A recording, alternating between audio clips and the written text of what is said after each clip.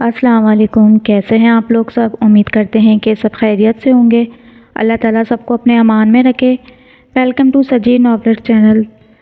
چلیے ناول کا سٹارٹ کرتے ہیں۔ ہمارا ناول جو چل رہا ہے وہ ہے ماہ کامل بائی زارا اسماعیل۔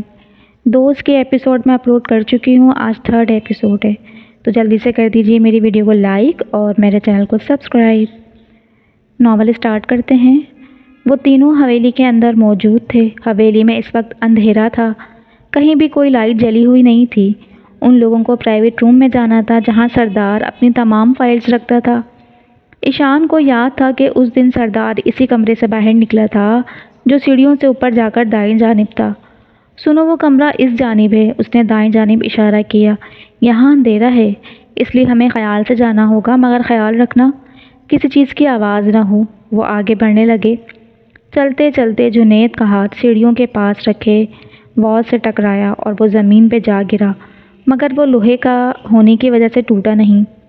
کون ہے یہاں؟ سردار کا ایک آدمی آواز کی وجہ سے بھاگتا ہوا اندر آیا۔ وہ تینوں سیڑھیوں کے پاس رکھے صوفے کے پیچھے چھپ گئے۔ ایشان کو اب گھبراہٹ ہو رہی تھی کہ وہ آدمی اس طرف قدم بڑھا رہا تھا۔ اب تو گئے۔ جنید سرگوشی نما آواز میں بولا، میاؤں۔ وہاں سے گزرتی بلی پر اس آدمی کی نظر پڑی اور وہ وہیں رک گیا۔ کیا یار بلی تھی، بھلا حویلی میں آنے کی جرات کون کر سکتا ہے؟ وہ کہتا اس واز کو اپنی جگہ پر رکھتا باہر کی جانب بڑھ گیا۔ ان تینوں کی سانس جو کب سے اٹکی ہوئی تھی بحال ہوئی۔ پارس اور ایشان نے جنید کو خونخوار نظروں سے دیکھا۔ کیا میں نے جان بوجھ کے تو نہیں کیا؟ اندھیرا تھا۔ اس نے دنیا جہاں کی تمام معصومیت اپنے چہرے پہ سجائی۔ چشمہ لگاؤ آنکھوں پر بھی اور عقل پر بھی۔ ایشان نے بھی ایک گھونسا پھر پیش کیا، لیکن تھوڑے ہلکے ہاتھ سے۔ شکریہ بلی، ایسے ہی ہمارا ساتھ دیتی رہنا، جنید نے بلی کو ایک آنکھ دبا کر کہا۔ وہ سب اب سیڑھیوں کو پار کرتے اوپر موجود تھے۔ انہیں سامنے وہ کمرہ نظر آیا۔ ابے یار، یہ کمرہ تو لاک ہے۔ جنید نے اپنے سر کو کھجایا۔ اب اسے کیسے کھولیں؟ اس بڈھے کو بھی سکون نہیں، انسان مہمانوں کے لیے دروازہ تو کھولے رکھتا ہے۔ جنید نے تالے پر ہاتھ مارتے ہوئے کہا، رکو میں دیکھتا ہوں، شاید کھڑکی کھلی ہو۔ ایشان نے بائیں جانب بنی کھڑکی کو ہاتھ لگایا، وہ آرام سے کھلتی چلی گئی۔ کھل گئی۔ وہ کھڑکی سے اندر گیا اور جاتے ہی دروازے کا لاک کھول دیا۔ جتنا جلدی ہو وہ فائل ڈھونڈو، نیلے رنگ کی فائل ہے، ایشان کہتا ڈھونڈنے لگا۔ انہوں نے کمرے کی ہر چیز کو چھانا، مگر وہ فائل انہیں کہیں نظر نہ آئی۔ جنید، ایشان کوئی آ رہا ہے اس طرف۔ پارس نے کسی کی قدموں کی چاپ سنی۔ اب کیا کریں؟ جنید نے گھبراتے ہوئے کہا۔ سردار اسی کمرے میں آ رہا تھا، اس کے ہر قدم سے ان تینوں کی سانسیں رک رہی تھیں۔ سردار ابھی دروازہ کھلنے ہی لگا تھا کہ جب کسی نے پیچھے سے بولا، سردار جی۔ ہاں بولو منیر، کیا کام ہے؟ جی سردار جی، کام ہو گیا ہے اور وہ فائل میں نے آپ کے پرائیویٹ روم کے لاکر میں رکھ دی ہے۔ بہترین منیر، بہترین۔ سردار ہنسا۔ اب میں بتاؤں گا اس شاہ کو کہ ناکامی کیا ہوتی ہے۔ سردار کے کہکہے پر منیر کے بھی دانت نکلے۔ سردار جی، چھوٹے صاحب کا پیغام ہے، انہیں آپ سے بات کرنی ہے۔ منیر نے سر جھکا کر کہا، اچھا ٹھیک ہے چلو۔ سردار دروازے پر ایک نظر ڈالتے وہاں سے آگے بڑھ گیا۔ تینوں نے ایک ساتھ کیا، شکر ہے بلا ٹلی۔ جنید نے لمبا سانس لیا۔ وہ کسی لاکر کی بات کر رہا تھا، مگر ہم نے تو ہر جگہ دیکھی، ہمیں یہاں کوئی لاکر نظر نہیں آیا۔ پارس نے کمرے کو دیکھتے ہوئے کہا، ایک چیز نہیں دیکھی؟ ایشان کی نظر سامنے شیلف پہ رکھی کتابوں پر پڑی۔ ان کے پیچھے والا لاکر نظر آیا۔ ایشان نے فوراً اسے کتابوں کو ہٹایا۔ کتابوں کے ہٹاتے ہی سامنے لوہے سے بنا ایک مضبوط لاکر تھا۔ لیکن یہاں پاس ورڈ ہے، ضرور سردار کے علاوہ اس کا علم اس کے خاص آدمی منیر کو ہوگا، مگر ہم اسے کیسے کھولیں گے؟ ایشان، جنید نے سوال کیا۔ اگر اس میں سائرن ہوا تو ہم پھنس سکتے ہیں، پارس نے اسے محتاط کیا۔ اس کا پاس ورڈ کیا ہو سکتا ہے؟ جنید نے پھر سوال کیا۔ سردار کو اپنے نام سے عزیز کچھ نہیں۔ کیا یہ لازمی ہے کہ اس نے اپنا نام ہی ڈالا ہو؟ پارس نے سوال کیا۔ یقیناً، یہ دیکھو، یہاں 5 لفظ کا پاس ورڈ ہے، یعنی بخش۔ مگر یہ غلط بھی تو ہو سکتا ہے۔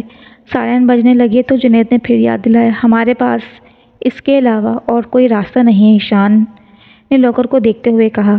ایشان نے بی پر اپنی انگلی رکھی۔ سوچ لو ایشان، جنید کی آواز آئی۔ تم نے ہی تو صبح کہا تھا جنید، سوچنا نہیں کرنا ہے۔ اب مجھے وہ فائل چاہیے، ہر قیمت پر۔ اس نے کہتے اے پر انگلی رکھی۔ غلط ہوا تو پکڑے جائیں گے، اس بار پارس نے اسے کہا۔ پیچھے نہیں ہٹ سکتا، مجھے وہ زمین چاہیے ہر حال میں۔ کہ سردار چوری کا الزام لگا دے گا ایشان، اور پھر بدنامی ہوگی گاؤں میں۔ جنید نے گھبراتے ہوئے کہا، چوری کرتا تو ڈرنے میں حق لینے آیا ہوں۔ یہ بھی تم نے ہی کہا تھا۔ اس نے ایس پر انگلی رکھی۔ سب کچھ میں ہی کیوں کہا تھا؟ جنید خود سے بڑبڑاتے ہوئے لعنت بھیجی خود پر۔ ایشان۔ جنید ابھی اس کا نام لے رہا تھا کہ ایشان نے اسے چپ رہنے کا اشارہ کیا اور آخر میں دھڑکتے دل کے ساتھ ایچ کو دبا دیا۔ ایک آواز کے ساتھ لاکر کھل گیا۔ تینوں نے ایک مسکراہٹ کے ساتھ لمبا سانس لیا جو کب سے ان کے حلق میں اٹکا تھا۔ ایشان نے وہ فائل اٹھائی۔ اب میں بتاؤں گا سردار، ناکامی کیا ہوتی ہے، ایشان نے غصے میں کہا۔ وہ فائل لے کر باہر آئے۔ جنید نے پہلے پوری جگہ کا معائنہ کیا کہ کسی کے نظر نہ آنے پر وہ سب بھاگتے ہوئے نیچے آ گئے۔ گارڈ اب دروازے پر موجود نہیں تھا اور گرد سردار کا کوئی آدمی وہاں بھی نہیں تھا۔ رات گہری ہو چکی تھی۔ وہ دبے پاؤں دروازے تک آئے اور پارس نے ایک جھٹکے میں دروازہ کھولا۔ وہ تینوں حویلی سے باہر آ چکے تھے۔ کچھ ہی دیر میں وہاں گارڈ بھی آ گیا۔ یہ دروازہ کس نے کھولا ہے؟ گارڈ ابھی باتھ روم سے ہو کر باہر دروازے پر آیا تھا۔ یہ شیدا بھی ضرور نشہ کرنے گیا ہوگا باہر، اب دیکھتا ہوں میں کہ تو کیسے اندر آتا ہے۔ گارڈ دروازہ بند کرتے واپس اپنی کرسی پر بیٹھ گیا۔ وہ تینوں اب حویلی سے کافی دور جا چکے تھے۔ ہم نے کر دکھایا۔ وہ تینوں اب گاڑی میں موجود تھے جو انہوں نے حویلی سے فاصلے پر کھڑی کی تھی۔ اتنا مشکل نہیں تھا، جنید نے اتراتے ہوئے کہا۔ اتنا آسان بھی نہیں تھا، پارس نے ہنستے ہوئے جواب دیا۔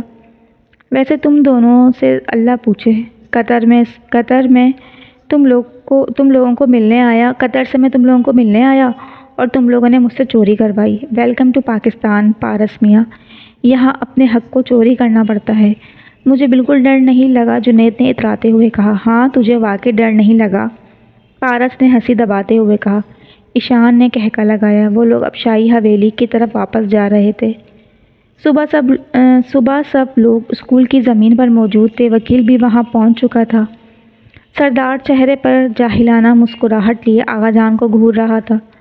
شاہ صاحب کاغذات کا کیا ہوا؟ وکیل نے بات شروع کی۔ وکیل کے پوچھنے پر سردار اپنی کرسی سے اٹھا۔ وکیل، ان سے کیا پوچھتے ہو؟ غیر قانونی زمینوں کے بھی بھلا کوئی کاغذات ہوتے ہیں؟ آغا جان خاموشی سے سردار کی بات سن رہے تھے۔ غیر قانونی زمینوں کے نہیں ہوتے سردار، مگر اس زمین کے کاغذات یہاں ہیں۔ سامنے سے آتے ایشان نے ہاتھوں میں پکڑے پیپرز کو ہوا میں لہرا کر بلند آواز میں کہا، سردار تمہیں کیا لگا کہ تم آغا جان کو اتنی آسانی سے ہرا دو گے؟ تو یہ تمہاری بھول ہے۔ شاہ حویلی کا کوئی فرد نہ تو اپنے وعدے سے پیچھے ہٹا ہے نہ ہٹے گا۔ یہ کاغذات اس زمین کے نہیں ہو سکتے، یہ نقلی ہیں۔ سردار پھٹی آنکھوں سے لڑکھڑاتی ہوئی آواز میں بولا، کیوں نہیں ہو سکتے؟ ایشان نے سینے پہ ہاتھ باندھ کر سخت نگاہوں سے اسے دیکھا۔ آغا جان خوشی اور حیرت کی ملی جلی تصورات سے کبھی ان کاغذات کو دیکھتے جو اس وقت وکیل کے ہاتھ میں تھے، تو کبھی اپنے پوتے کو جو ان کی عزت کی خاطر سردار سے لڑ رہا تھا۔ یہ کاغذات بالکل اصلی ہیں، وکیل نے کاغذات کو دیکھتے ہوئے کہا۔ معذرت شاہ صاحب، ہم نے آپ کو تنگ کیا۔ اگر آپ یہ پیپرز پہلے دکھا دیتے تو بات یہاں تک نہ آتی۔ اور سردار صاحب، میں امید کرتا ہوں کہ آئندہ آپ پورے ثبوت کے ساتھ کسی پر الزام لگائیں گے، وکیل کہتا وہاں سے چلا گیا۔ سردار اپنے ہوش کھو بیٹھا تھا۔ وہ وہیں کرسی پر بیٹھ گیا۔ اس کی سمجھ میں نہیں آ رہا تھا یہ سب کیسے ہوا۔ نہ سردار، عزت دینے والی ذات میرے اللہ کی ہے، تم جیسے لوگ میری بدنامی یا شہرت کا فیصلہ نہیں کریں گے۔ مجھے فخر ہے اپنے پوتے پر، یہ اسکول ایک دن ضرور بنے گا۔ آغا جان سردار کی آنکھوں میں آنکھیں ڈال کر بولیں، دیکھ لوں گا تمہیں شاہ، ایک چیز کا حساب لوں گا میں تم سے۔ وہ چیخا، آواز نیچی کر کے بات کرو، یہ تمہاری حویلی نہیں ہے سردار، یہ میری زمین ہے۔ جہاں تم اس طرح چیخ رہے ہو، چلے جاؤ یہاں سے، آغا جان نے بلند آواز میں کہا۔ ابھی جا رہا ہوں میں، مگر یاد رکھنا شاہ، جب تک تم سے میں اپنی بدنامی کا بدلہ نہیں لوں گا تب تک سکون سے نہیں بیٹھوں گا۔ سردار آنکھوں میں ایک اور نفرت لیے کھڑا تھا۔ شکر کریں کہ میری تربیت آغا جان نے کی ہے، ورنہ آج آپ یہاں ایسے کھڑے نہ ہوتے۔ ایشان کی آنکھوں میں نفرت تھی۔ اب دیکھ لوں گا تم سب کو، سردار نے دونوں کی آنکھیں دکھائیں، وہاں سے پلٹ گیا۔ چلو ایشان۔ آغا جان آپ بھی چلیں، کچھ کام نمٹا کر آتا ہوں۔ جلدی آنا، میں انتظار کر رہا ہوں تمہارا۔ جی آغا جان۔ ایشان نے سر جھکا کر آغا جان وہاں سے جا چکے تھے۔ ایشان اسکول کا کام دوبارہ شروع کروانے لگا۔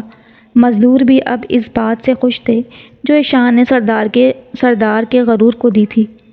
آغا جان کیا ہوا اس زمین کا؟ آغا جان کے گھر آتے ہی اسد شاہ نے سوال کیا۔ وہ زمین ہمیں واپس مل گئی اسد۔ ایشان نے اپنا وعدہ پورا کیا، اس نے اپنے آغا جان کا سر نیچے نہیں ہونے دیا۔ آغا جان کی آواز میں خوشی تھی، فخر تھا، غرور تھا۔ مگر آغا جان وہ پیپرز؟ اس بار زہیب شاہ نے حیرت سے سوال کیا۔ یہ تو میں نہیں جانتا کہ زہیب کے ایشان وہ پیپرز کہاں سے لایا ہے۔ میں بس اتنا جانتا ہوں کہ ایشان نے یہ بات ثابت کی ہے کہ وہ شاہ کا پوتا ہے جو ہارتا نہیں، اللہ پر بھروسہ رکھ کر آخری وقت تک لڑتا ہے۔ شاہی ولا میں ایک بار پھر خوشی پھیل گئی۔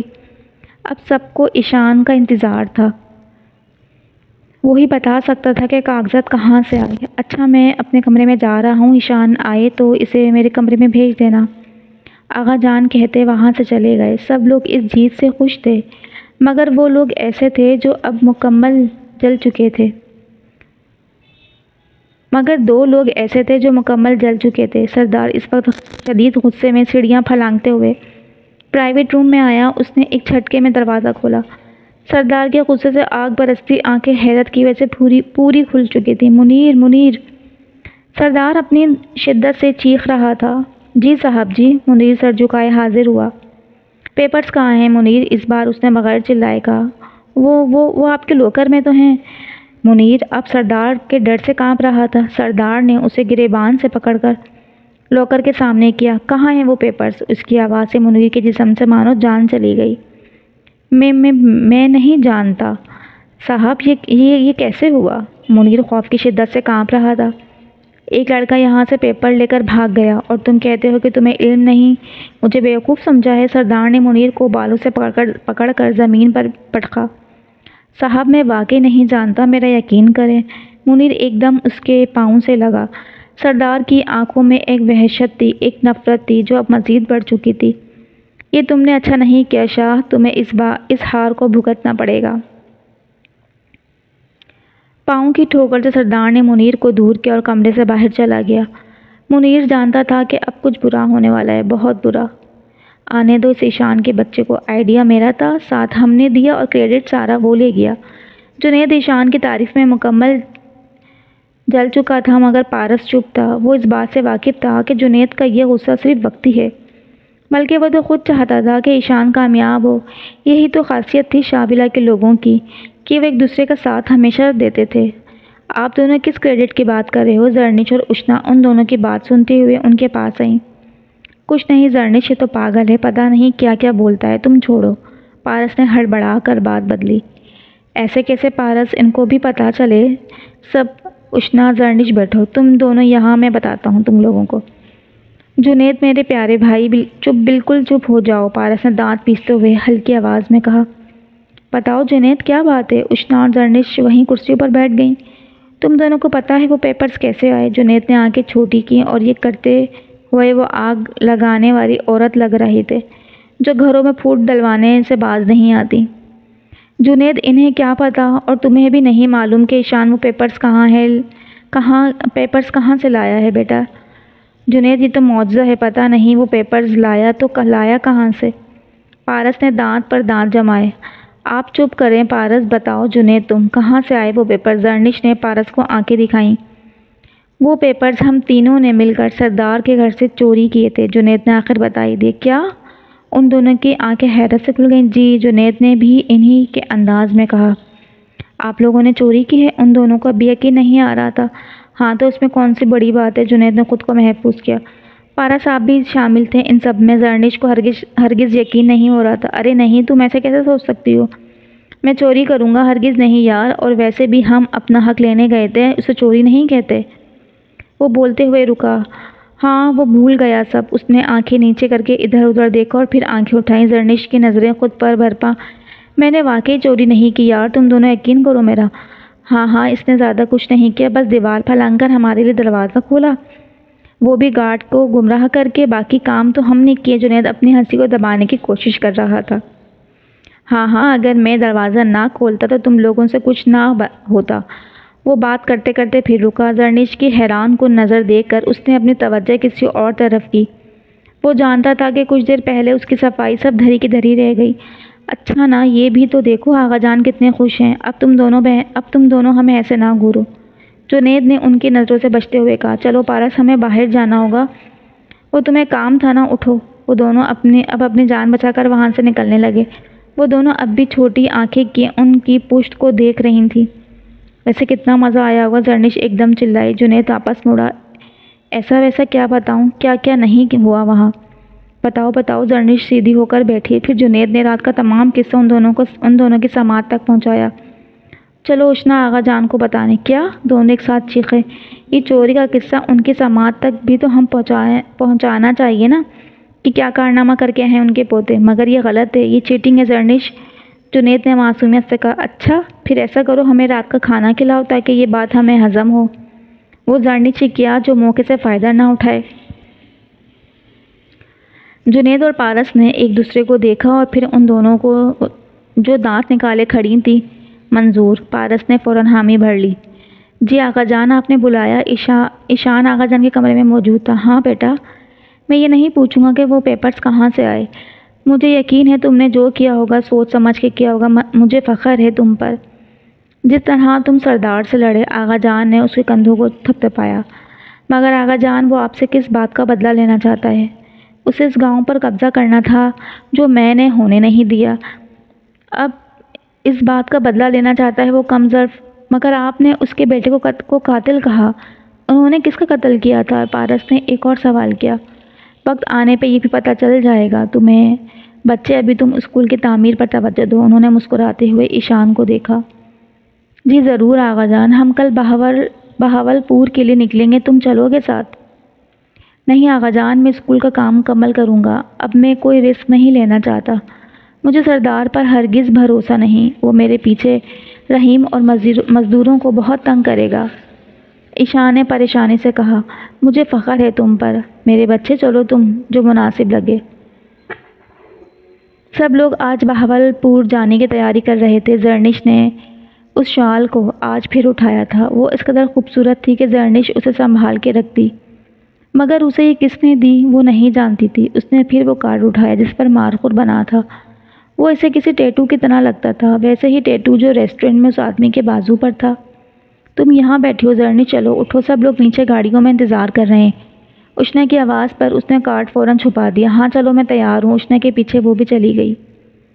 بہاول پور آتے ہی سب لوگ اپنے اپنے کمروں کی طرف بڑھ گئے۔ زرنش کے کمرے میں قدم رکھتے ہی اسے بیڈ پر وہی کارڈ نظر آیا۔ اس نے فوراً اس کارڈ کو اٹھایا۔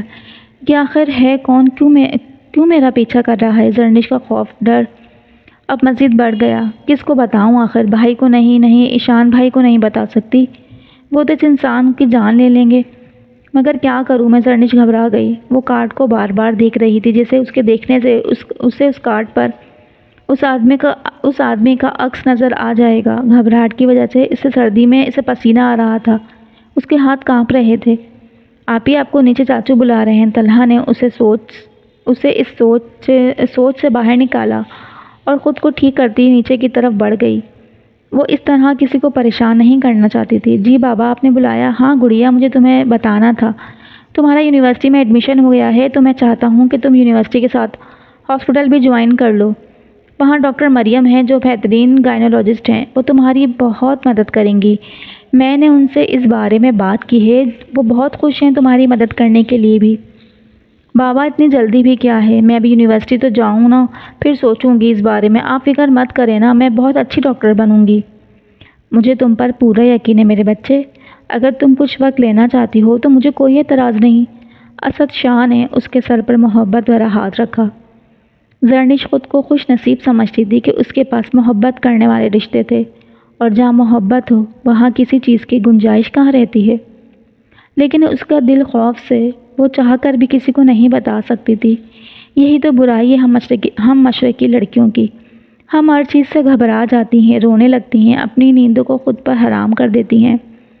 یہ سب ہم کسی کو بتاتی نہیں اور خود تک محدود رکھتی ہیں، اس لیے کہ کوئی ہمیں غلط نہ سمجھے، اور جب پانی سر سے اوپر چلا جائے تو ہم روتی ہیں، اپنی قسمت کو کوستے ہیں۔ آخر ہم مشرقی لڑکیاں ٹھیک فیصلہ کیوں نہیں کر سکتی؟ وہ کار کو فل اسپیڈ کے ساتھ روڈ پر دوڑا رہا تھا۔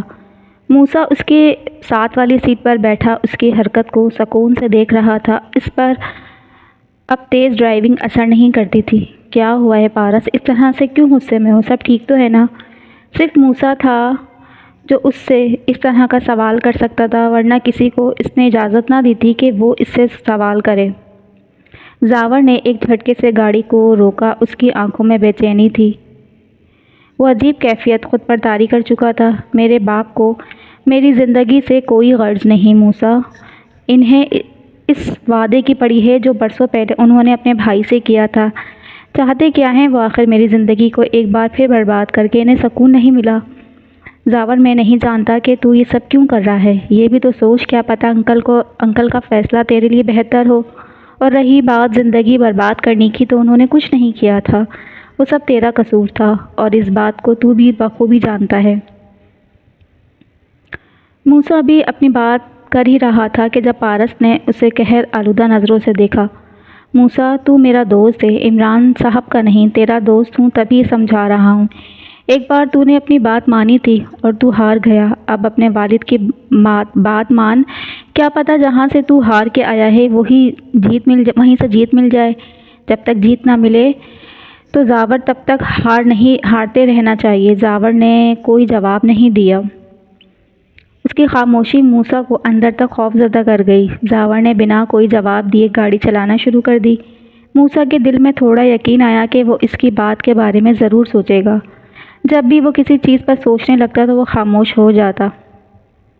وہ کینوس کو سامنے رکھے اس پر کیلی گرافی کر رہی تھی۔ اس کینوس کو اس نے نارنگی رنگ میں ڈھال دیا تھا۔ کالے رنگ سے اس نے اس پر باریکی سے فَبِأَيِّ آلَاءِ رَبِّكُمَا تُكَذِّبَانِ کو سجایا۔ نارنگی رنگ پر کالے رنگ سے لکھی یہ آیات اس قدر چمک رہی تھی کہ بے ساختہ زرنش مسکرائی۔ اور تم اپنے رب کی کون کون سی نعمتوں کو جھٹلاؤ گے؟ وہ اب اس آیات کے نیچے گولڈن رنگ سے باریکی سے اس ترجمے کو لکھ رہی تھی جس پر وہ کامل یقین رکھتی تھی۔ بے شک ہم اس ذات کی نعمتوں کو ہرگز نہیں جھٹلا سکتے۔ اس نے اس جہاں کو ہر اس چیز پر اس رنگ سے سجایا ہے جو انسان کی ضرورت ہے۔ اس دنیا میں کوئی ایسی شے نہیں ہے جو بے وجہ ہو، بے اثر ہو۔ ہر چیز میں اثر ہے، ہر شے کی وجود کو اپنی اہمیت ہے۔ بے شک وہ بہترین دینے پر قادر ہے۔ ابھی وہ اس ترجمے کو لکھ کر بیٹھی ہی تھی کہ پیچھے سے پارس کی آواز آئی، ماشاء اللہ زرنش، تم نے کس قدر خوبصورتی سے سجایا ہے اس آیات کو۔ مجھے بالکل علم نہیں تھا کہ تم اس طرح سے، میرا مطلب ہے اتنا عمدہ کیلی گرافی کرتی ہو۔ شکریہ پارس، آپ کو یہ اچھا لگا؟ ارے اچھا نہیں، بہت اچھا۔ اگر تم اعتراض نہیں تو کیا یہ میں رکھ سکتا ہوں؟ آپ اسے رکھنا چاہتے ہیں؟ ہاں، میں اسے اپنے پاس رکھنا چاہتا ہوں۔ کیا تم مجھے اجازت دو گی؟ ہاں ضرور، یہ میں آپ کو دے دوں گی، مجھے خوشی ہوگی۔ وہ مسکرائی۔ یہ سب بہت حسین ہے زرنش، تم نے اس اسماء الحسنی کو اتنی خوبصورتی سے لکھا ہے کہ اس نے سامنے رکھے کینوس پر اشارہ کیا جس پر درمیان میں اللہ لکھا تھا اور آس پاس چھوٹے سے ڈبوں میں اللہ کے تمام نام جنہیں زرنش نے محبت سے لکھا تھا۔ زرنش کو اللہ کے ہر نام سے الگ سی محبت تھی، ہر سچے مسلمان کو ہوگی جو ہر نام کا مطلب بخوبی جانتا ہوگا اور یقین رکھتا ہوگا۔ وہ بعض دفعہ اکیلے بیٹھ کر آنکھیں بند کیے ہر ایک نام اور اس کا مطلب پڑھتی، مگر رحمان پر اس کی آنکھیں بھیگ جاتی۔ آغا جان اپنی پوتی کی اس محبت پر قربان جایا کرتے تھے۔ شکریہ پارس، یہ سب میں دل سے کرتی ہوں، مجھے سکون ملتا ہے، اور جب میں یہ کرتی ہوں تب میں اللہ کے بے حد قریب محسوس کرتی ہوں خود کو۔ پارس اس کی بات پر مسکرایا۔ اچھا سنو، ہم اگلے ہفتے یہاں سے جا رہے ہیں اور میں آقا جان سے آج بات کروں گا تمہیں اپنے ساتھ لے جانے کے لیے۔ کیا واقعی؟ اس نے بے یقینی سے کہا۔ ہاں بابا، سچ، اور مجھے یقین ہے وہ مان جائیں گے۔ اور ہاں، شکریہ اس تحفے کے لیے۔ اس نے کیلی گرافی کی طرف اشارہ کیا۔ اگر آپ چاہتے ہیں تو آپ اور بھی لے جا سکتے ہیں۔ اگر تم دینا چاہو تو میں لے جا سکتا ہوں۔ وہ ہنسی۔ میں سچ میں لے جا سکتا ہوں سب۔ وہ اسے ہنستے ہوئے بہت معصوم لگی۔ میں آپ کو یہ سب نہیں دوں گی۔ کیوں؟ وہ اس لیے کہ پارس، میرا یہ کمرہ خالی ہو جائے گا۔ اس بار وہ ہنسا۔ تم اور بنا لینا۔ آپ کو اور بنا دوں گی مگر یہ نہیں دینا میں نے۔ ہاں ہاں ہاں، کوئی بات نہیں، جیسا تمہیں ٹھیک لگے۔ اچھا، میں چاہتا ہوں آغا جان سے بات کرنے۔ پارس، بولو زرنش، بیسٹ آف لک۔ اس نے اپنا انگوٹھا دکھایا۔ وہ ہنستا بھائی کی طرف بڑھ گیا۔ آغا جان، مجھے آپ سے بات کرنی ہے اور چاچو آپ سے بھی، یوں سمجھے اجازت لینی ہے۔ پارس نے رات کے کھانے کے وقت بات کا آغاز کیا۔ ہاں بولو پارس بیٹا، کیا بات ہے؟ اسد شاہ نے کھانا چھوڑ کر پارس کی طرف دیکھا۔ کیا ہم زرنش کو اپنے ساتھ قطر لے جا سکتے ہیں؟ قطر؟ اسد شاہ نے اسی انداز سے دہرایا۔ جی چاچو، قطر۔ ویسے بھی اس کی یونیورسٹی شروع ہونے میں 1 مہینہ رہتا ہے، تو پلیز انکار مت کریے گا۔ وہ بات تو ٹھیک ہے پارس، مگر میں نے زرنش کو اکیلے کبھی خود سے دور نہیں بھیجا۔ اکیلے تو نہیں ہیں اسد، ہم ہیں نا۔ اس بار زہیب نے پارس کا ساتھ دیا۔ مگر میں نہیں رہ سکتا نا اسد، تم تو ایسے کہہ رہے ہو جیسے وہ ہمیشہ کے لیے جا رہی ہو۔ آغا جان نے مسکراتے ہوئے کہا۔ جانے دو اسد، بچی پڑھائی سے پہلے تھوڑا گھوم آئے گی، پھر تو تم نے اسے اسپتال اور یونیورسٹی تک محدود رکھنا ہے۔ آغا جان نے پھر کہا۔ بچی ہی تو ہے آغا جان، اپنی کسی چیز کا خیال نہیں رکھتی۔ فاطمہ اپنی بیٹی کی فکر میں بولی۔ ارے فاطمہ بیٹا، اکیلے رہنا سیکھے گی تو سمجھدار ہوگی نا، آغا جان نے سمجھانے والے انداز میں کہا۔ اکیلی کہاں ہوگی چاچی جان، میں اور بابا ہیں نا۔ امی، میں کوئی بچی نہیں ہوں، میں خیال رکھوں گی اپنا۔ اور تایا جان ہے نا، میرا خیال رکھنے کے لیے ایک شرط پر جانے کی اجازت ملے گی۔ اسد شاہ نے سب کی طرف دیکھا۔ تم وعدہ کرو واپس آ کر تم اسپتال آنا شروع کرو گی، ڈاکٹر مریم کے پاس۔ اسد شاہ نے موقع کا فائدہ اٹھایا۔ پکا وعدہ بابا، میں ضرور جوائن کروں گی، اس نے خوشی خوشی کہا۔ اشنا تم بھی چلو، پارس نے اشنا کی طرف دیکھتے کہا۔ ہاں بیٹا چلو، دونوں بچے انجوائے کرنا، زہیب شاہ نے پیار سے کہا۔ نہیں تایا جان، میں بالکل نہیں آ سکتی، اگلے ہفتے سے میرے امتحان شروع ہونے والے ہیں، انشاءاللہ اگلی بار ضرور چلوں گی، اشنا نے معذرت کی۔ ہاں کوئی بات نہیں، پڑھائی زیادہ ضروری ہے، دل لگا کر پڑھو، زہیب شاہ نے کہا۔ مگر امتحان کے بعد آ جانا، ٹکٹس وغیرہ میں کر دوں گا، ضرور میں آپ کو بتاؤں گی۔ اجازت مل گئی تھی تو سب کھانے کی طرف متوجہ تھے۔ تو تم نے شادی کے بارے میں کیا سوچا ہے زاور؟ موسیٰ و بہاولپور کے کیفے میں بیٹھے تھے۔ مجھے شادی نہیں کرنی، اس نے بغیر دیکھے سا جواب دیا۔ مگر کیوں؟ اس نے جواب میں ایک سرد نگاہ موسیٰ پر ڈالی۔ تیرے جذبات کہاں گئے زاور؟ میرے اندر کوئی جذبات نہیں، مجھے حیرت ہوتی ہے کبھی زاور ایک انسان اس قدر بدل سکتا ہے۔ زندگی سب بدل دیتی ہے۔ نہیں زاور، زندگی انسان کو نہیں بدلتی، انسان اپنی زندگی کو بدل دیتا ہے۔ اس نے پھر اسے سرد نظر سے دیکھا۔ اس بار موسیٰ خاموش ہو گیا۔ زندگی ہمیں خالی ملتی ہے، جذبات سے آری، اسے کس طرح گزارنا ہے وہ انسان طے کرتا ہے۔ زندگی نہیں کہتی کہ مجھے اچھے سے گزارو، یہ میرے اندر برائی ہے، بھر دو، یہ سب ایک انسان ہی کرتا ہے۔ پھر ہم کیسے کہہ سکتے ہیں کہ زندگی نے بدل دیا؟ ہرگز نہیں۔ اور زاور یہی کر رہا تھا، وہ اپنی زندگی کو خود جذباتوں سے خالی کر رہا تھا اور قصور اپنی ماضی کے سپرد کرتا، زندگی کو نقصان دینے لگا تھا۔ اشنا یار، تم بھی چلتی تو کتنا مزہ آتا، ہم کتنا گھومتے مزہ کرتے۔ وہ دونوں سامان بیگ میں رکھ رہی تھیں۔ ہاں مگر میری مجبوری ہے نا زرنش، ورنہ میں ضرور چلتی، اور تم فکر نہ کرو، پارس تمہیں بور نہیں ہونے دے گا، اور تایا جان تو کچھ زیادہ ہی خوش ہیں تمہارے ساتھ جانے سے، اور میں آ جاؤں گی، تم فکر نہ کرو، زرنش مسکرائی۔ اچھا، روز اپنی تصویر بھیجنا سمجھی، اور روز بات کرنا، تم تو وہاں مزے کرو گی، مگر میں یہاں بور ہو جاؤں گی، وہ مایوسی سے بولی۔ 1 مہینے کی تو بات ہے، میں آ جاؤں گی واپس، تم دل لگا کر پڑھنا اور اچھے سے امتحان دینا۔ لو پیکنگ تو ہو گئی، چلو اب نیچے چلتے ہیں سب کے پاس۔ سب لوگ نیچے صوفے پر بیٹھے گپ شپ میں مصروف تھے۔ ہو گئی پیکنگ بچے؟ سیڑھیوں سے اترتی زرنش کو دیکھ کر آغا جان نے سوال کیا۔ جی آغا جان، ہو گئی، وہ آغا جان کے پاس بیٹھ گئی۔ ہماری رونق لے جا رہے ہو تم زہیب، آغا جان نے کہا۔ 1 مہینے کی بات ہے، پھر میں خود چھوڑنے آؤں گا، اسے وعدہ کر رہا ہوں۔ ان کی فلائٹ آج رات 12 بجے کی تھی اور اس وقت شام کے 5 بجے تھے۔ سارا وقت وہ سب ساتھ رہے، سب نے ہنسی مذاق کی اور پرانے دنوں کو یاد کیا۔ بھائی جان، آپ نے کوئی بات کرنی تھی ایشان کے نکاح میں، اور پھر زمین کے مسئلے میں ذرا بھول گیا تھا۔ میں بتائے بھائی وہ کیا ضروری بات تھی؟ اسد شاہ اس وقت زہیب شاہ کے کمرے میں کھڑے تھے۔ ہاں بات تو تھی، مگر میں اب وہ بات تب کروں گا جب میں زرنش بیٹے کو پاکستان چھوڑنے آؤں گا۔ مجھے لگتا ہے کہ مجھے وہ کچھ وقت اور دینا چاہیے۔ بھائی جان آپ کیا بات کر رہے ہیں؟ مجھے سمجھ نہیں آ رہی۔ اسد بھائی نے اپنے بھائی کی کوئی بات نہ سمجھتے ہوئے بولا، ارے چھوٹے، وقت آنے میں وہ بات کر لوں گا، تم فکر نہ کرو، ایسا کچھ نہیں ہوگا، سب بہتر ہوگا۔ آپ کہہ رہے ہیں تو انتظار کر لیتے ہیں، اسد شاہ نے مسکراتے ہوئے کہا۔ اچھا چلو اب ہمیں نکلنا ہوگا ورنہ فلائٹ مس ہو جائے گی۔ اے سنو لڑکے، ایک آدمی مسلسل اسے آواز دے رہا تھا جسے وہ نظر انداز کیے آگے بڑھ رہا تھا جب پیچھے سے وہی آدمی اس کے کندھے پر ہاتھ رکھ کر پھر بولا، تمہیں سنائی نہیں دے رہا؟ میں کب سے تمہیں آواز دے رہا ہوں؟ وہ تیکھے سے انداز میں بولا۔ ہاں نہیں آئی نا آواز؟ زاور نے ڈھٹائی سے جواب دیا۔ سنو لڑکے، اپنی گاڑی میری دکان کے سامنے سے ہٹاؤ۔ تم نے وہ بورڈ نہیں دیکھا یہاں گاڑی کھڑی کرنا منع ہے؟ نہیں ہٹاؤں تو؟ وہ طنزیہ مسکرایا۔ اگر تم نے یہ گاڑی یہاں سے نہیں ہٹائی تو میں پولیس کو بلاؤں گا۔ اس کی بات سن کر زاویار نے کہکا لگایا۔ اوہ تم پولیس کو بلاؤ گے؟ وہ پھر ہنسا۔ دیکھو لڑکے، تمہاری گاڑی کی وجہ سے میری دکان پر کسٹمر کو آنے میں مسئلہ ہو رہا ہے۔ میں بہت آرام سے کہہ رہا ہوں کہ اپنی گاڑی ہٹاؤ، نہیں تو…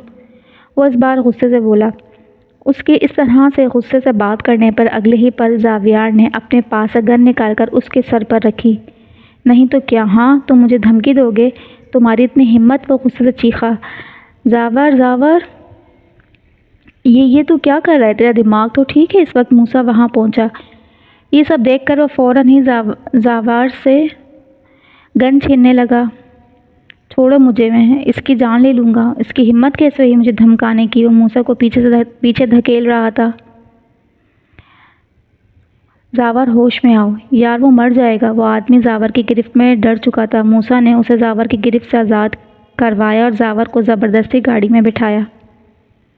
انکل، میں آپ سے اپنے دوست کی طرف سے معافی مانگتا ہوں، وہ نشے میں ہے، آپ کوئی پولیس میں رپورٹ مت کروائیے گا، بیچارہ پاگل ہے۔ موسیٰ اس آدمی کو راضی کر رہا تھا جو اب بھی ڈر کے مارے زاور کی طرف دیکھ رہا تھا۔ موسیٰ کی پاگل والی بات پر زاور نے اسے گھور کر دیکھا۔ تیرا دماغ ٹھیک ہے؟ ہر چھوٹی بات پر تو کسی پہ بھی گن نکال تان دیتا ہے۔ اس کی جان جا سکتی تھی اور ہم اس وقت جیل میں ہوتے۔ تیرے پاس عقل ہے اور تو نے اتنی پی ہوئی ہے کہ تو غلط اور صحیح میں فرق بھول بیٹھا ہے۔ موسیٰ اس وقت گاڑی چلا رہا تھا۔ اسے زاور کی بات پر گن سے ڈرانا سخت ناپسند تھا۔ کوئی جواب نہ ملنے پر موسیٰ نے سر نہ ہلایا۔ وہ اپنے دوست کے رویے سے مایوس تھا، مگر یہ قصور زاور کا تھا نہ، وہ یہ بھی جانتا تھا۔ جہاز ٹیک آف کرنے ہی لگا تھا کہ جب زرنش نے اپنی آنکھیں زور سے بند کی اور دل میں آیت الکرسی کا ورد کر رہی تھی۔ کیا ہوا ہے تمہیں؟ ڈر لگ رہا ہے؟ پارس نے اس کی حالت دیکھ کر پوچھا۔ ہاں، اس نے آنکھیں بند کیے ہوئے جواب دیا۔ میں پہلی بار جہاز میں بیٹھ رہی ہوں۔ ارے تو اس میں ڈرنے کی کیا بات ہے؟ تمہیں تو خوش ہونا چاہیے کہ تم آسمان کی بلندی پر ہو۔ دیکھو یہاں سے بادل یا آسمان کس قدر خوبصورت لگ رہے ہیں۔ تم آسمان کی بلندی پر ہو، دیکھو تم کر سکتی ہو، آنکھیں کھولو اپنی۔ زرنش، مجھے لگتا ہے انسان کو جس چیز سے ڈر لگتا ہے اسے وہ چیز ایک بار کرنی چاہیے، ڈر تو دور ہو جاتا ہے، ساتھ اس انسان کو وہ چیز بھی پسند آنے لگتی ہے۔ پارس کی اس بات پر اس نے آرام سے آنکھیں کھولی۔ باہر دیکھتے ہوئے اس کے منہ سے بے ساختہ نکلا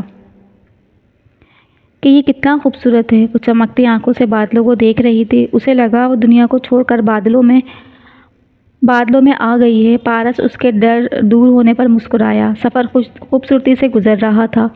وہ پارس کو وہاں جا کر کیا کرے گی سب بتا رہی تھی، جیسے وہ خاموشی سے سن رہا تھا۔ زرنش کے جانے سے یہ گھر کتنا خاموش ہو گیا ہے نا؟ اسد شاہ اپنی بیٹی کے جانے سے مایوس ہو گئے۔ ہاں بھائی صاحب، وہ تو اس گھر کی رونق تھی، اشنا اور دونوں اس گھر کا سکون ہے، سکینہ بیگم نے مسکراتے ہوئے کہا۔ ایک دن اسے ویسے بھی تو جانا ہے نا اسد، اس گھر سے رخصت ہو کر آغا جان نے کہا۔ ہاں بس یہی سوچ کر مایوس ہو جاتا ہوں، چلی جائے گی تو ہمارا دل کیسے لگے گا۔ وہ پھر مایوس ہوئے۔ اللہ سے اچھی کی امید کرو، اپنی بیٹی کے لیے دعا کرو، مایوس ہونا ٹھیک نہیں ہے بیٹے، اللہ اس کی منزل آسان کرے۔ آغا جان کو بھی بیٹے کا مایوس ہونا اداس کر گیا۔ ہاں اللہ سب بہتر کرے گا، اسد شاہ نے ہلکی سی آواز میں کہا۔ دل کے کسی کونے میں ایک مایوسی سی چھا گئی۔ ان کی بیٹی 19 سال کی تھی اور اب کچھ ہی سال رہ گئے تھے۔ وہ دن قریب آ گئے تھے جب اسے اس گھر سے رخصت ہونا تھا، اسد شاہ نے اپنے خیالات کو جھٹک کر باتوں میں مصروف ہو گئے، مگر جبران شاہ نے اپنے بھائی کی مایوسی دیکھ لی تھی اور شاید آغا جان نے بھی، مگر وہ اس دستور سے انکاری نہیں کر سکتے تھے۔ ابھی تو اسے گئے ہوئے 1 دن ہوا ہے اور آپ ابھی سے اداس ہیں، مطلب میری کوئی اہمیت نہیں ہے، سب زرنش کی یاد میں بیٹھے ہیں۔ اشنا نے سب کو اداس بیٹھے دیکھا تو بات بدلی۔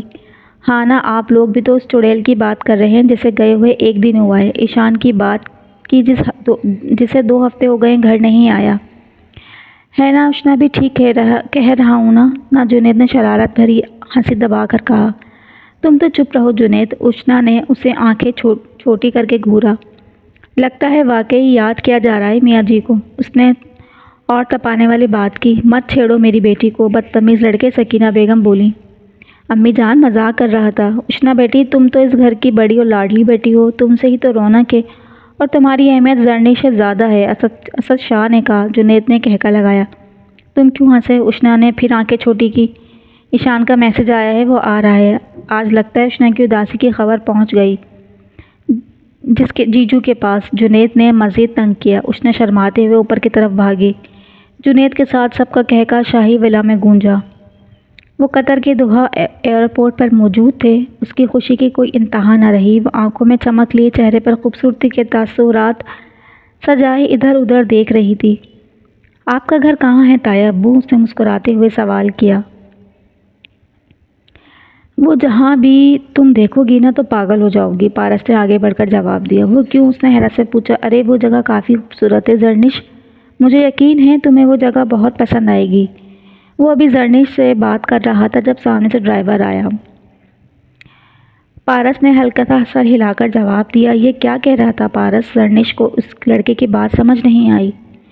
وہ کہہ رہا تھا اس نے اپنا سارا سامان گاڑی میں رکھ دیا، ہمارا سارا سامان گاڑی میں رکھ دیا ہے۔ عربی کتنی اچھی ہوتی ہے نا؟ زرنش نے مسکراتے ہوئے کہا۔ ہاں چلو اب ہمیں دیر ہو رہی ہے، پارس کہتا۔ گاڑی میں بیٹھ کر زرنش تو یہاں کی خوبصورتی میں کھوئی ہوئی تھی۔ اسے تو بس وہ جگہ دیکھنے کا انتظار تھا جس کی پارس نے ابھی تعریف کی تھی۔ وہ جاننا چاہتی تھی کہ آخر اس جگہ میں ایسا ہے کیا۔ ہم کب پہنچیں گے تایا ابو؟ زرنش کی بے صبری دیکھ کر زہیب شاہ مسکرائے۔ بس 5 منٹ، ہم پہنچنے والے ہیں بیٹا۔ گاڑی سے اترتے ہی زرنش کی آنکھیں پھیل گئیں۔ اسے یقین نہیں آ رہا تھا کہ کوئی جگہ اس قدر خوبصورت ہو سکتی ہے۔ پارس یہ کتنا خوبصورت ہے! کہا تھا نا یہ جگہ تمہیں پسند آئے گی۔ اسے دی پرل کہتے ہیں، یہ قطر کی خوبصورت جگہوں میں سے ایک ہے، یہاں تمہیں ہر رنگ دیکھنے کو ملے گا۔ یہ سچ میں بہت خوبصورت ہے۔ وہ اس خوبصورتی میں مکمل کھو چکی تھی جب پارس نے اسے پکڑا۔ زرنش! ہاں، وہ اچانک ہوش میں آئی۔ یہ سب تم بعد میں دیکھ لینا، ابھی چلو تم تھوڑا آرام کر لو۔ وہ اسے ساتھ لیے ایک خوبصورت عمارت میں داخل ہوا جو باہر سے بہت خوبصورت تھی۔ اسے ہر رنگ میں ڈھالا گیا تھا۔ یہ کہنا زیادہ بہتر ہے کہ یہاں ہر عمارت کو اسی خوبصورتی میں ڈھالا گیا تھا۔ گھر میں داخل ہوتے ہی سامنے کی طرف ٹی وی لاؤنج تھا جہاں ایک صوفہ موجود تھا، نیچے ایک خوبصورت سی کلین تھی۔ اس لاؤنج میں سامنے کی طرف ایک بالکونی تھی جہاں سے باہر کا سارا منظر نظر آتا تھا۔ یہ اپارٹمنٹ اس عمارت کے آخری فلور پر تھا۔ لاؤنج کی سیدھی طرف کچن تھا جس کے سامنے ڈائننگ ٹیبل تھی۔ یہ گھر واقعی بہت سکون والا تھا، ہر چیز بہت نفاست سے سجائی گئی تھی۔ اس گھر کو دیکھ کے صرف صاف لگ رہا تھا کہ تایا ابو کے بعد اس گھر کی صفائی کی گئی ہے۔ آؤ زرنش، تمہیں تمہارا کمرہ دکھاؤں۔ پارس اسے لیے کچن کے ساتھ ہی بنی جگہ پر لے گیا جو بظاہر پتلی گلی کی طرح لگ رہا تھا، جہاں سے سامنے کی طرف 2 کمرے تھے۔ مجھے یقین نہیں آ رہا یہ اپارٹمنٹ اتنا بڑا ہے، زرنش نے حیرت سے کہا۔ ہاں، اس اپارٹمنٹ میں 4 کمرے ہیں، باقی 2 تمہیں بعد میں دکھاؤں گا، ابھی تم آرام کرو۔ پارس اسے کہتا باہر کی طرف آ گیا۔ اس کی آنکھ شام 7 بجے کے قریب کھلی۔ وہ اٹھتے ہی کمرے کو دیکھنے لگی۔ وہ سفر سے اس قدر تھک گئی تھی کہ وہ آتے ہی سو گئی۔ یہ کمرہ کتنا خوبصورت اور سادہ ہے، کہیں پر بھی کوئی چیز بری نہیں، وہ خود سے بڑبڑائی۔ اس کی نظر سامنے بالکونی میں پڑی۔ شام کا اندھیرا چھا چکا تھا۔ وہ بالکونی میں کھڑی اس خوبصورتی کو دیکھ رہی تھی جس پر وہ صبح سے ہی دل ہار بیٹھی تھی۔ یہ شہر رات کی تاریکی میں موتیوں کی صورت میں چمک رہا تھا، نیچے لوگوں کی چہل پہل تھی۔ وہ بھی منظر دیکھ ہی رہی تھی جب دروازے پر دستک ہوئی۔ میں آ جاؤں؟ ارے پارس آپ، ہاں ضرور آ جائیں، کیسا لگا تمہیں یہ کمرہ؟ وہ کہتے ہی الماری کی طرف آ گیا۔ زرنش اسے دیکھنے لگی۔ تمہیں لگ رہا ہوگا کہ میں بے وجہ تمہاری الماری میں کیوں دیکھ رہا ہوں؟ میں ایسا ہرگز نہ کرتا اگر میں تمہارے سامان ویسے کا ویسے صوفے کے قریب نہ دیکھتا۔ اس نے سامان کی طرف اشارہ کیا۔ اس کی بات پر وہ مسکرائی۔ وہ تھکن کی وجہ سے میری آنکھ لگ گئی تھی۔ ہاں کوئی بات نہیں، دراصل یہ کمرہ میرا ہے، یا تو مجھے کہو، مجھے لگا اس بالکونی کو تمہاری ضرورت زیادہ ہے۔ اس گھر میں 2 ہی بالکونی ہیں، ایک یہاں اور ایک باہر، جو تم دیکھ چکی ہو۔ آپ نے ایسا کیوں کہا کہ مجھے کوئی بھی روم چل جاتا؟ وہ ذرا شرمندہ ہوئی۔ ارے نہیں، تم ایسا مت کہو، مجھے اچھا لگے گا اگر تم یہ کمرہ لو۔ وہ اس کی بات پر بس مسکرائی۔ آپ کیا ڈھونڈ رہے ہیں؟ میں آپ کی مدد کروں؟ وہ کب سے پارس کو کچھ ڈھونڈتے ہوئے بولی۔ نہیں، میں کر لوں گا۔ میں نے کلثوم انا سے پہلے ہی کہہ دیا تھا کہ میرا سارا سامان دوسرے کمرے میں شفٹ کر دیں۔ ویسے تو سارا سامان وہاں موجود ہے، لیکن میری کچھ بکس اور ضروری سامان یہاں ہے، لے لوں؟ مل گئی کلثوم انا؟ اس نے سوال کیا۔ ہاں، وہ بات یہ ہے، بابا تو سارا دن باہر ہوتے ہیں اور میں اکیلا ہوتا ہوں۔ یونیورسٹی سے آ کر مجھے شدید بھوک لگتی ہے نا۔ انا کلثوم ہمارے ساتھ کافی عرصے سے ہیں، وہ صبح آتی ہیں اور شام کو چلی جاتی ہیں۔ ہمارے لیے کھانا وہی بناتی ہیں۔ ان کی عمر ہمارے آقا جان جتنی ہے، تبھی میں انہیں کلثوم انا کہتا ہوں۔ وہ کل آئیں گی، تم ان سے مل لینا۔ اچھا تو ابھی کھانا میں نے خود بنایا ہے، تم فریش ہو کر باہر آ جاؤ۔ آپ کو کھانا بنانا بھی آتا ہے؟ اس نے حیرت سے پوچھا۔ اگر یقین کرو تو میں ایک بہترین کوک ہوں، وہ ہنسی۔ آ جاؤ۔ پارس کے جانے کے بعد وہ اپنا بیگ کھول کر بیٹھ گئی۔ زاور کہاں جا رہے ہو؟ عمران صاحب نے پارس کو باہر جاتے ہوئے دیکھا تو بلایا۔ موسیٰ کے پاس آج بھی اس نے بنا دیکھے جواب دیا۔ اس نے اپنے باپ کے ساتھ بیٹھے شخص کو بھی مکمل نظر انداز کر دیا۔ یہ صدیق صاحب بہت اچھے وکیل ہیں، میرے ساتھ ہی ہوتے ہیں، انہیں تمہاری مدد کی ضرورت ہے ایک کیس میں۔ کیوں؟ میری ضرورت کیوں پڑ گئی؟ آپ کی وکالت ان کے کسی کام نہیں آئی؟ وہ طنزیہ ہنسا۔ زاور، عمران صاحب اپنے بیٹے کی بدتمیزی پر دانت پیستے رہ گئے۔ ارے آپ تو وکیل کم جج زیادہ ہیں، فیصلہ سناتے ہیں آپ، اس نے پھر طنز کیا۔ عمران صاحب نے اسے آنکھیں دکھائیں۔ پاس بڑے وکیل نے یہ بات بیٹے کی نفرت بخوبی محسوس کی۔ میں کل آپ کو آپ کے آفس میں آ کر ملتا ہوں صدیق انکل، وہ کہتا وہاں سے چلا گیا۔ معذرت صدیقی صاحب، یہ کافی بدتمیز ہو گیا ہے، میرے لاڈ پیار نے بگاڑ دیا ہے اسے۔ تم برا مت ماننا، انہوں نے شرمندہ ہوتے ہوئے کہا۔ ارے نہیں یار عمران، آج کل کی نسل ہی ایسی ہے، جذباتی ہے، میں سمجھ سکتا ہوں۔ اچھا یہ کل تم سے ملنے آئے گا؟ یہ چاہے جتنا بھی بدتمیز کیوں نہ ہو، کام بالکل ٹھیک طریقے سے کرتا ہے۔ انہوں نے اپنے بیٹے کی تعریف کی، جس پر وہ خود بھی ہنسے۔ اس میں کوئی شک نہیں تھا کہ عمران صاحب ایک بہترین وکیل تھے اور زاور بھی وکالت کی ڈگری لیے ہوئے تھا، مگر وہ مزید آگے اور پڑھنا چاہتا تھا اور وہ یہ کام اپنی مرضی سے کرتا۔ وہ ہر کیس کو سمجھتے ہوئے لیتا اور بخوبی کرتا۔ ہاں یہ سچ تھا کہ وہ اپنے باپ کے ساتھ ان کے آفس نہیں سنبھالتا تھا، مگر کسی وکیل کو اگر اس کی ضرورت ہوتی تو وہ گھر آ کر اسے اپنے آفس آنے کی دعوت دیتے۔ جیسے اس وقت صدیق صاحب اس کے منتظر تھے۔ وہ تیار ہو کر باہر آئی تو پارس اپنے بابا کے ساتھ ٹیبل پر اس کا انتظار کر رہا تھا۔ اس نے ہلکے نیلے رنگ کی فراک پہنی تھی جو گھٹنوں سے نیچے تھی، اس پر گلابی کام تھا۔ بالوں کی ہائی پونی ٹیل کیے، گلے میں باریک دوپٹہ ڈالے، وہ بہت خوبصورت لگ رہی تھی۔ اس کے گھٹنوں تک آتے بال اس کی خوبصورتی میں ہمیشہ اضافہ کرتے تھے۔ آنکھوں میں کاجل ڈالے وہ کانچ کی گڑیا لگ رہی تھی کہ جیسے کوئی اسے ہاتھ لگائے تو وہ بکھر جائے۔ پارس اسے کب سے بنا پلک جھپکائے دیکھ رہا تھا، جب زرنش کی آواز پر وہ ہوش کی دنیا میں آیا۔ سوری تایابو، مجھے آنے میں دیر ہو گئی۔ ارے کوئی بات نہیں میرے بچے، اتنا بھی وقت نہیں ہوا۔ یہ دیکھو آج میں نے تمہارے لیے بریانی بنائی ہے۔ پارس نے مسکراتے ہوئے زرنش کی پلیٹ میں بریانی ڈالی۔ دیکھنے میں تو بہت مزے کی لگ رہی ہے، کھانے میں تو یقیناً کمال کی ہوگی، زرنش ایکسائٹڈ ہو کر بولی۔ یہ تو بہت لذیذ ہے پارس، مجھے بالکل علم نہیں تھا کہ آپ اس قدر بہترین کھانا بناتے ہوں گے۔ تایابو تو بہت لکی ہیں۔ دیکھا میں نے کہا تھا نا کہ میں ایک بہترین کوک ہوں، وہ ہنسا۔ کھانا ختم ہونے کے بعد زرنش ٹیبل سے برتن اٹھانے لگی جب پارس نے اسے روکا۔ ارے لڑکی، یہ کیا کر رہی ہو؟ رکھو، میں خود اٹھاؤں گا۔ پارس نے اس کی ہاتھ سے پلیٹ پکڑی میں دھو دیتی ہوں نا، اب میں آ گئی ہوں، جتنے دن بھی یہاں ہوں یہ سب مجھے کرنے دیں پلیز۔ ہرگز نہیں زرنش، تم یہاں گھومنے آئی ہو، کام کرنے نہیں، یہ سب میرے کام ہے، میں کر لوں گا۔ بابا آپ اسے سمجھائیں۔ پارس کو پتا تھا کہ وہ اس کی بات نہیں مانے گی، تبھی اس نے اپنے بابا سے کہا، پارس ٹھیک کہہ رہا ہے بیٹا، وہ کر لے گا، تم رہنے دو۔ نہیں تو تایا ابو میں کر لوں گی۔ چلو بھائی تم دونوں کا مسئلہ ہے، خود سلجھاؤ، مجھے کام ہے، میں چلا۔ اپنے کمرے کی طرف چل دیے۔ پلیز نا پارس، آپ کی بار اس نے التجا کی۔ اچھا بابا ٹھیک ہے تم کر لو لیکن جلدی، پھر میں تمہیں باہر لے کر جاؤں گا۔ وہ اٹھتے ہی بولا، ٹھیک ہے۔ وہ کہتے کچن کی طرف چل دی۔ پارس کو مانو آج یہ گھر مکمل کر لے گا، وہ آج پہلی بار دل سے مسکرایا تھا۔ باقی کی ناول نیکسٹ ایپیسوڈ میں۔ اللہ حافظ۔